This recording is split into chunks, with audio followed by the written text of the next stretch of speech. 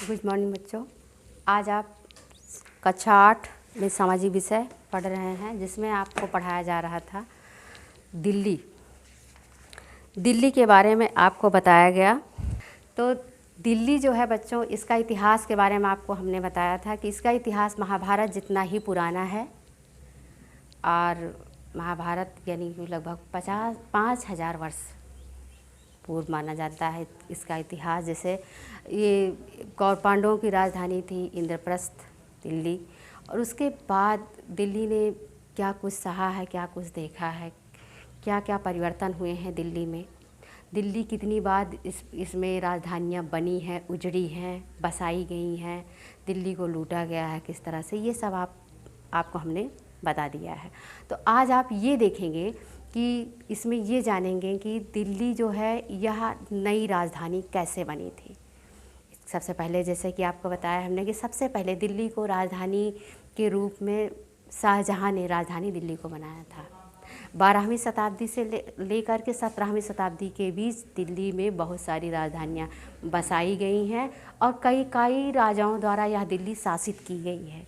तो इस तरह से बच्चों दिल्ली को शाहजहाँ ने जहानाबाद के नाम से नई राजधानी इसमें बनाई, जिसमें महल था, महल के एक किला, महल से सटा हुआ ही बाज़ार था। और उसकी मतलब दिल्ली की सड़कें इतनी चौड़ी थी कि उसमें वहाँ से शाही यात्राएं जो थी वह आराम से आसानी से निकाली जा सकती थी। तो शाहजहाँ के बाद जहानाबाद जब दिल्ली की राजधानी थी, उसके बाद दिल्ली नई राजधानी ब्रिटिश सरकार ने बसाई। बच्चों 1857 की बगावत के बाद अंग्रेज़ों ने यहाँ पे बहुत सारे कार्यक्रमों का आयोजन किया और सन 1877 में वायसराय लिटन ने इंग्लैंड की महारानी विक्टोरिया को भारत की मलिका घोषित करने के लिए एक राज दरबार बनाया। यहाँ पे एक राज दरबार का आयोजन किया। और सन 1911 में जब इंग्लैंड में जॉर्ज पंचम को वहाँ का राजा बनाया गया, तो भारत में भी एक दरबार का आयोजन हुआ। भारत में एक दरबार का आयोजन हुआ और उस दरबार में दिल्ली को राजधानी के रूप में बनाने की घोषणा की गई। ब्रिटिश सरकार ने दिल्ली को राजधानी बनाने की घोषणा की उसी दरबार में, और वहाँ पे फैसला लिया गया। और तत्कालीन शहर यानी कि जो पुरानी दिल्ली थी, तो तत्कालीन शहर पुरानी दिल्ली के तत्कालीन शहर के दक्षिण में रायसीना पहाड़ी पर 10 वर्ग मील के इलाके में नई दिल्ली बसाई गई। फिर से आप एक बार समझिए कि जो उस समय तत्कालीन शहर था दिल्ली, उसके दक्षिण में रायसीना पहाड़ी पर, जिसे रायसीना हिल्स के नाम से जाना जाता है इस समय, वह रायसीना पहाड़ी पर 10 वर्ग मील के इलाके में नई दिल्ली का निर्माण किया गया। एडवर्ड और हर्बर्ट बेकर नाम के 2 वास्तुकार जो थे, उन्हें नई दिल्ली की डिज़ाइन और इमारतों की डिज़ाइन तैयार करने का काम सौंपा गया।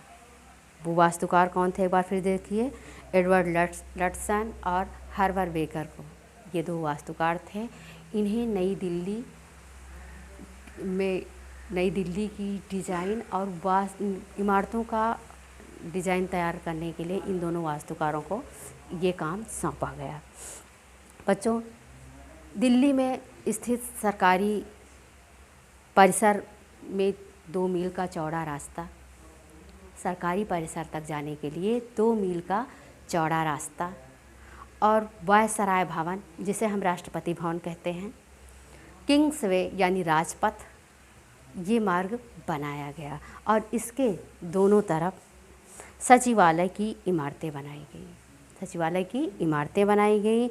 अब बच्चों इन इमारतों की बनावट में यूनानी, भारतीय और ब्रिटिश और मुग़ल स्थापत्य वास्तु का मिश्रण था। यूनानी, ब्रिटिश, भारतीय और मुग़ल वास्तु का मिश्रण था। और नई दिल्ली को बनाने में लगभग 20 वर्ष लगे।